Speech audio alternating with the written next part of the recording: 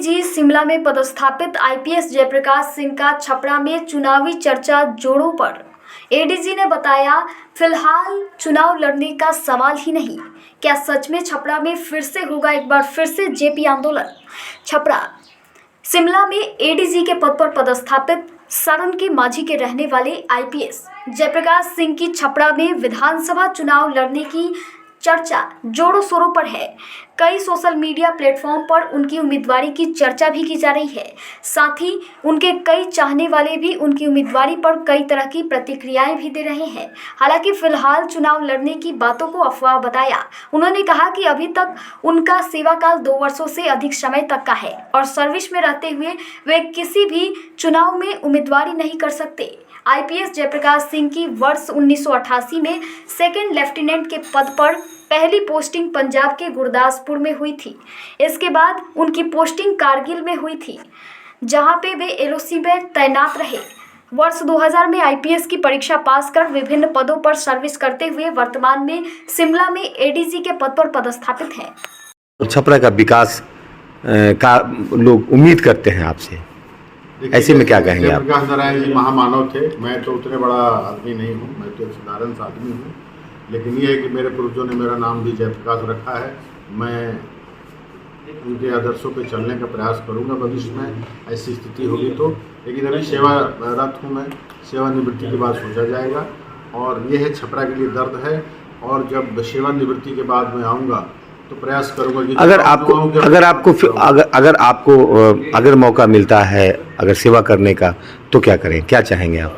सेवा तो मैं शुरू से ही कर रहा हूँ। पहले एज ए मिलिट्री अफसर देश की सेवा किया हूँ, अभी पुलिस अफसर के रूप में भी देश की सेवा कर रहा हूँ।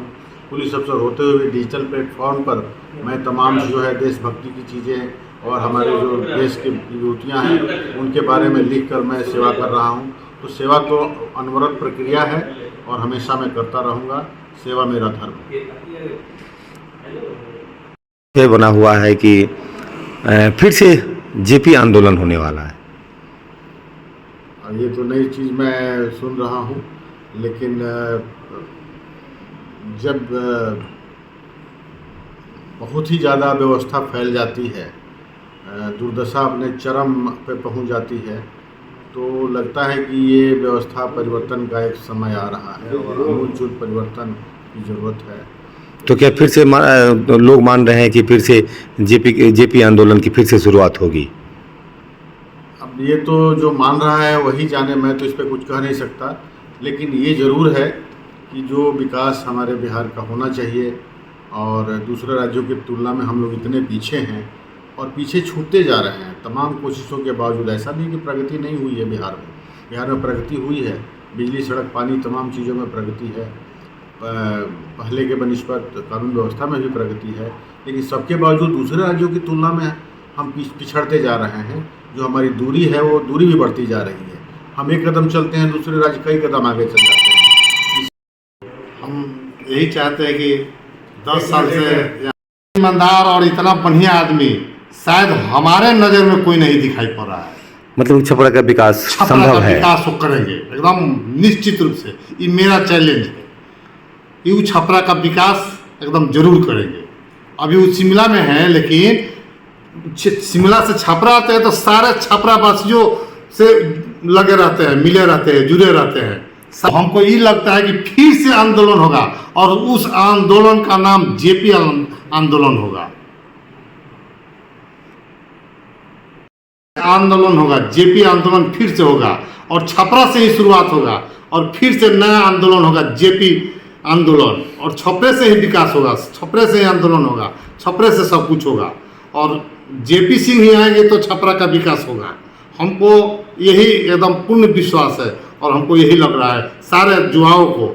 और हम रामाशंकर गुप्ता बैध समाज से आते हैं और बैध समाज होकर हम ये बात कह रहे हैं कि मेरा चैलेंज है कि जेपी सिंह अगर छपरा में आ रहे हैं तो पूरा छपरा को स्वर्ग बना कर रख देंगे। क्या नाम है आपका? मेरा नाम है रामाशंकर गुप्ता, मैं बैध समाज से आता हूँ। से यहाँ पर भाजपा का विधायक सीएन गुप्ता है और छपरा का जो हाल है वो नर्क हो गया है एकदम। मतलब कि इतना गंदा हो गया है कि हम लोग को मोहल्ला से लेकर छपरा टाउन तक एकदम इतना खराब हो गया है जिसका जोरो जवाब नहीं है। हम लोग यही चाहते हैं कोई बढ़िया व्यक्ति आवे हम लोग के छपरा से, और इस छपरा को पढ़ा लिखा स्वर्ग बनाए, पढ़ा लिखा आदमी आए, ईमानदार आदमी आए और छपरा का स्वर्ग बना दे, और सारे लोग को हेल्प करे, मदद करे, और सारे लोग को समझे कि हमारा अपना है। और यहाँ के जो हमारे विधायक है तो किसी को कुछ समझ में नहीं करते हैं, ना बूझते हैं, ना जानते हैं, ना चिनते हैं, ना पहचानते हैं। काम पड़ेगा तो सबको पहचानेंगे, नहीं काम पड़ेगा तो किसी। ऐसे में एक नाम आता है, कौन से है